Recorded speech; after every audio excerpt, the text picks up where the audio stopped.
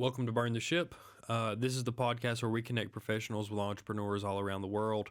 And we help you guys learn from their experiences, learn from their skills that help them grow their business. We've been very fortunate to have such a giving network of people that really make our lives easier as far as finding people to share their stories with. So thank you, Chad, for coming on the podcast. I appreciate you being a part of bringing some value to the people that we're talking to here today within our audience.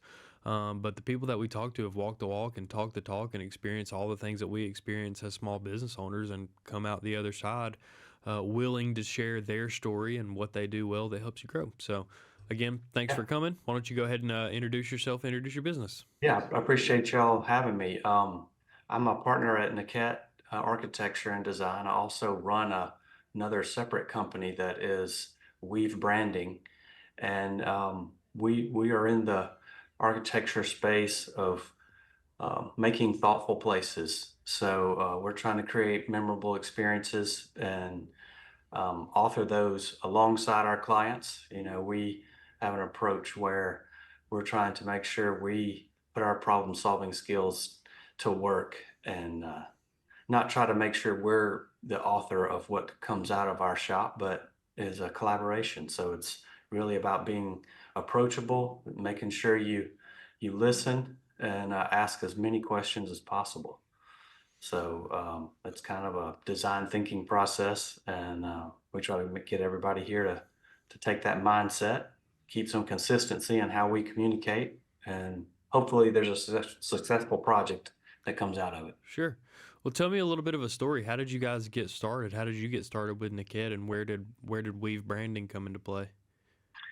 Well, I started, design was always something that I appreciated from early on. Even you'd find myself drawing, even in junior and high school. I made my way to make sure I was exploring all types of creative art. It always was a place where it really relaxed me, just creating. And even if it was just drawing or if I was trying to understand design, and that got me, in college pursuing fine arts degree in graphic design. And I probably got about 3 years in and decided, I'd really love to do more. Probably I was interested in industrial design at that point, and but there's just this other thing tugging at me, like I'm really ready to be done with school. So why don't I just see if I can apply what I have learned out in the field? And so I grew up in Montgomery, Alabama, and so I needed a little change. So not to date myself, but I told you earlier, that's when I decided I would look at the Tampa newspaper, the Austin newspaper, and Nashville. And so I found something in Nashville, moved up there, started an actual department for a large firm up there that they didn't have in their healthcare division. And you start to put some of these principles to work, but then you start to discover what the real world is, because school can't always prepare you for what it applying that in the real practice is like. So you kind of navigate that. I worked with them there, then I transferred back to Birmingham for some family reasons, and ended up working with that company for about, I think it's 7 years. And then I ran into another friend of mine that I used to work with in Montgomery, and just happened to find this small shop called Dung and Niket Architects. Kind of looked them up, and a buddy of mine said, "Man, you'll be a good fit. They're I mean, very design forward. I mean, you could just look at their work and tell that it was very thoughtful. I mean, at that time they were doing some civic buildings, some fire stations. They were doing a lot of custom residential, and just the details that they used in the windows and the way the buildings went together. I mean, there was just a almost a romanticness about how that went together, and it's really interested me. So I went over there and talked to those guys, and we hit it off. And not, probably 2 or 3 years down the road, we created a little graphic design studio called the G Brand. And so it was so that I had an outlet to go grab a few clients myself and help support Dung and Cat at that time. And we rocked along for a handful of years, and ended up, the Dung and the Cats ended up splitting into two different ways. They were pursuing a lot of different work. They kind of already operated in two different spaces. Jeff Dungan was doing high-end residential and was pushing the envelope of where that was going. And Lewis did a little bit of, Lewis Niquette did a little bit of private, residence design and or custom residential. But he was also doing some larger cottage work and the the planning in that goes into that is a different beast. And so everybody still loves each other. We just kind of went in two different directions. We moved downtown here to kind of get a different feel from the village where our office was. And then we started to see that not only from that cottage work, the multifamily guys started seeing what we were doing in that space as far as the amenity design and starting to really understand what it took to create memorable experiences in your everyday life. I mean, we really kind of backed out and kind of looked at how can we positively affect people's lives in their daily circle. I mean, we all kind of have a routine, even if you don't do the same thing every day. You have things that places you spend more time in others. And so we're starting to get into that study of third place, and which is what Starbucks is really all about, trying to create that third place you can hang out. And we started to implement a lot of those layers and details into our clubhouses and um, all the different amenity pieces. So that grew into the multifamily space, and we started to evolve in the way we were involved with our clients and getting involved earlier, even in the process. And so that created the G brand started to grow and get um, it almost changed in the sense that I had one client that was super busy and motivated developer. And he was going from about 3 to 5 deals a year to, I mean, over a 10-year period, we probably grew to 15 or 20 projects a year that we were working on. And so these are anywhere from 200 to anywhere to a 400 bed apartment complex. And the typical, when I grew up, the apartment complexes just had this outhouse really thing and a pool, so there's really nothing more than where you lived. And these things have changed so much that there is a huge clubhouse. There's, you got your dog spas, you got your pickleball courts and other, activities that are popular to other local areas. Huge pool. I mean, these things look like resorts. And so we were really diving into making those experiences special. And then we started to get into what's happening in the space in between the buildings. Is this lit nice at night? Do we have music? Are there are we putting strategically placing fragrant landscaping near where people are hanging out? I mean, there's so many different things that we played off on the senses that it started to get popular and got I mentioned also with Niket, and they have a number of clients that are doing this type work. And so we pulled, we've kind of pulled weave back even in-house a little bit, and we're applying all those lessons to our different projects we have. So, and now we're not just doing multifamily, we're doing whole towns. So we're helping people come in, and a good example is we're working with a client now in South Alabama. They have almost a 300-acre plot of land, and this is could end up being a very um, like legacy project for this area. And so they want to do it right. And a lot of people have heard of 30A down at the beach there in Florida in the Panhandle. There's a number of T&Ds down there, your traditional neighborhood developments. And there's a lot of reasons why those places are always full. My kids always tell me the reason they really like it is we can park the car and we can walk everywhere for the week that we're there. And there's something about that walkability, and we make sure to think about that and how we approach our projects.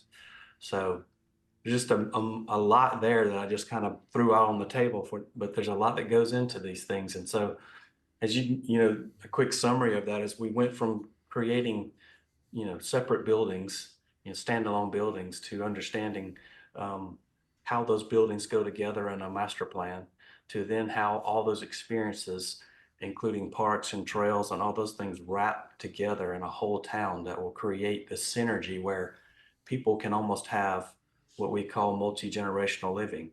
A lot of times you grow up somewhere and you probably have to move to go somewhere else, even in the same city, but you've got your routine, you've got your store owners you love, you got just community.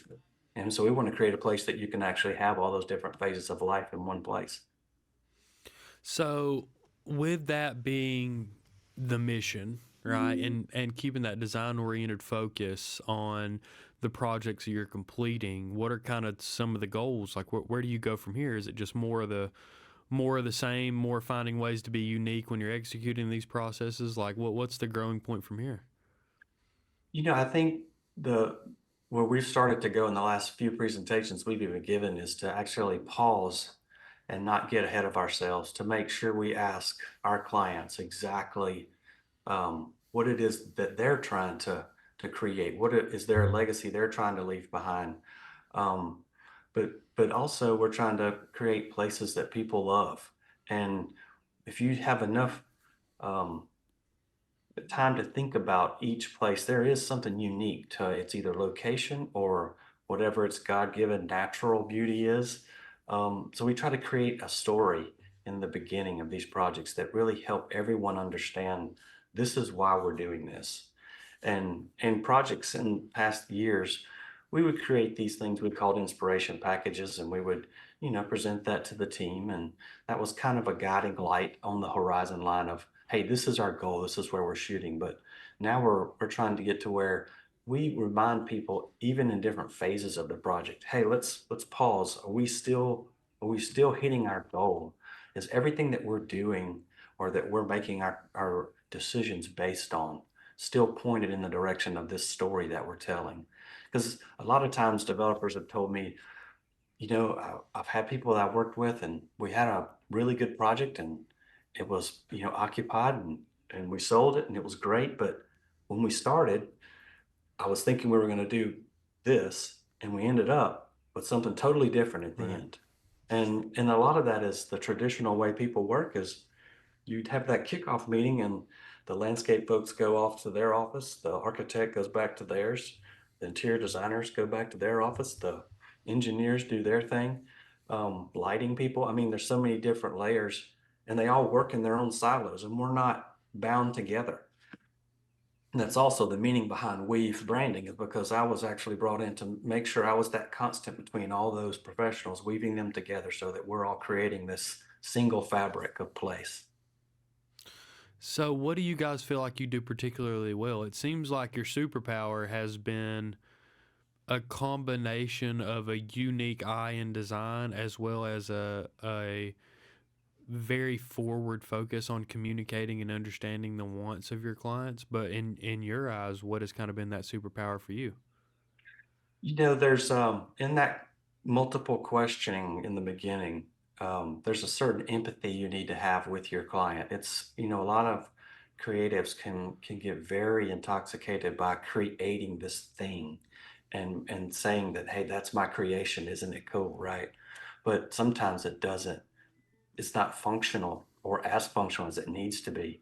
But you also need to understand, even in this climate we're in today, with how hard it is to get things financed and the cost of money, you got to understand what they need to do, your clients, to actually run their business. I mean, what are they trying to do? All the while, becoming a problem solver basically for your clients. I mean, we create beautiful things and hopefully they look very thoughtful when we're done and timeless. But if they don't function, then then I would imagine we wouldn't get hired again. A Right. lot of a lot of our clients are relationships that we do multiple projects for because we take that approach and we want everybody to know, hey, this is a room where there's no egos. We drop that at the door and let's collaborate and the best idea wins. Sure. What do you feel like's been some of the biggest obstacles that you've had to overcome? Well, with the financing right now, it's tough to have even new jobs start. Like we've had a lot of projects get pushed off just because of that single factor. Um, you know, Other obstacles that we'll get to, I've seen in our field is we can get almost it's almost an excited energy to get started, but if we don't slow down enough and write a very good proposal or contract, we can find ourselves um, redesigning a project two or three times more than it needed to be done, and that's not super efficient, you know. Sure. So it's you know, creatives typically aren't the business-minded folks. That's a whole different part of the brain, right? Hmm. So have to kind of make sure you learn, hey, we got to stop, make sure we think all these things through, and it protects your client too. Is that something where you try to implement and learn those skills yourself on the business side of things, being as creative as you and your team are, or is it something where you have to find people that are more focused on the processes side of your business and making sure that things are checking the boxes the way they need to? Yeah, we have a number of values at our office, and one of those is structure creates or frees creativity. And so a lot of times creatives don't want to be have any type of structure because they need to have their thinking space or their creative space. But we've also found out there are processes that we've put in place that really help streamline that. And we have people who their sole job basically is to create those agreements, and then we all have multiple people look at them. I mean, the more eyes on it, the better, right? And then we start to look in the past and say what projects were like this. Did we have any loopholes or areas where it kind of burned us? So it's always evolving, but yes, it's one of the key components to when we started NCAT architecture or that new division, I guess. We all got together and had said, "Hey, we got to all agree on these core values." So, how do people find you if they need your services? If they want to buy something from you, where do they find you? Well, my weavebranding.com, WEAVE branding is nested under nequette.com, which that's NEQUETTE.com. But Weave Branding also has its own standalone website. And so that's typically where we get our inquiries from is just that way. And we're on LinkedIn and Instagram, so it's easy to find. And we try to do a good job of painting what our culture is like on social media, but also sharing our projects. So it's all about trying to give you a peek behind the curtain in that process. Well, I think where you are is really cool because for me, I was in business for years before creativity ever met business for me, right? Like COVID was kind of the inspiration for us to be creative because before it was just we kind of played that numbers game, right? It was like how many people can you get in front of and speak that message to, and that way you find more opportunities to bring value to the right people. And when the COVID pandemic happened, we had to find a creative way to interact with people on the internet because there was nothing about us on the internet. We weren't having these type of conversations and recording them and making content out of them. And a lot of the connections that we were making were 60 seconds at a time in the Zoom world, right? So like I was Right. in business for 4.5 years, 5 years before creativity ever crossed my mind, which is what I think is so interesting about your industry, right? It's like you have the ability to lead with creativity and the thoughtfulness that you approach your projects is really your value, and then trying to combine that with the business side of things and make sure that you're doing right by yourself by implementing processes, having those checks and balances that make business easy to run is a really cool thing. So I think we kind of arrived in a similar place, really just from extreme opposite ends of the spectrum, which I think is really cool because I think it illustrates the journey that you have to take with your business, right? Like Yeah. you're going to start out, you're going to either feel very creative or you're going to know a lot about business, or you're going to feel like you really have the ability to render a service for somebody, and that's going to drive the value that you speak about early on in your business. But when you combine some of these other things and you find yourself in a creative, hospitable environment like you were talking about earlier, right? Like it inspires a lot of things. It allows you to really do some cool stuff and kind of redefine to yourself exactly what your goals are, right? So I'm excited about where you guys are for sure. I think it's a cool thing.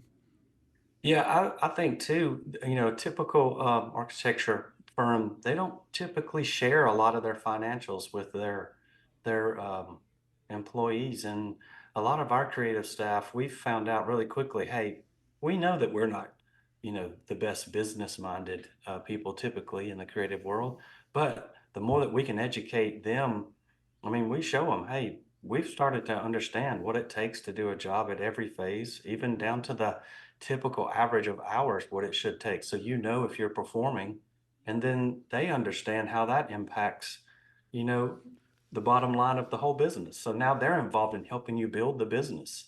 So it's not just they're not just warming a seat because they're super creative. They understand the business side too. So we're doing our best to share what we can to make sure everybody sees the full picture. Yeah, for sure. And so, last thing I have for you here is I really just want you describe to me what it feels like to burn the ship. Right? What does it feel like to go all in on your business and find that home and work really hard on making that home what you want it to be? You know, and what do you get out of it? Why should other people that are kicking around that idea seek out that same experience? To me, it just gives me a different energy. I mean, I find out that once we see some things that we're doing or working, it makes you even wonder or ask more questions. Or it's like, how do I apply my problem solving skills I've used for so long when I'm questioning a client and trying to get them to tell me what they want? When I turn that inward, how can we make our processes better? How can we create tools that measure how well we're doing in real time? Because we only have so much time in a day. And if you don't have those things in place, you can always just kind of be out there in the fog. So, and doing a great job. But when you see the energy from your your group just, in their face shining back to you, and they're asking questions, to me, that's what makes it fun. It even motivates me even when I have downtime. I'm like, now I want to read more business books, so there's something else I can learn. So I kind of just bounce back and forth between a business book or a creative book, and it's a fun rhythm because even if you just grab one or two little one-liners that change the way you are efficient or the way you speak to people or how you understand different personalities, I mean, there's so many things in it that can help. Someone else might pick that up and they run with it. So it's fun to watch that organic process happen. I agree completely, and I've learned that from working with some of my clients. Right, it's like I've worked with people that were very early in their business, that were really worried about where they were, how much responsibility that they had put on themselves, and really what the direction were of their businesses. And now looking back, 7 8 years later, it's incredible how far people have come, and how much, just how exciting it is to be able to continue doing those things. You know what I mean? Just how exciting it is to really make your own path and make your own schedule and decide what your business is going to be, and then do the work that is involved with creating that environment for yourself. So, I think what you've done is really cool. I look forward to staying connected with you and trying to find some people in my network to connect you with. You guys are an awesome company, and really the way that you speak about it and the way that you carry yourself really shows those things. So, I appreciate you being a part of the Burn the Ship family. The audience appreciates you and your words as well. Like I said, hope to find some people to connect you with, and have you back. All right. Hey, I appreciate it, and I'd love to follow up in a little while and just see how the party's been going. Sure. How what you never know where the goals end up. So it's always fun to keep in touch. And I appreciate the outlet you guys have created. I think it's a fun way to get a bunch of different people from different aspects of business and life, and kind of pulls it into one area that you just get to learn, about so many different aspects. Well, I appreciate that, my friend. I really do. I appreciate the kind words. Until next time, burn the ship.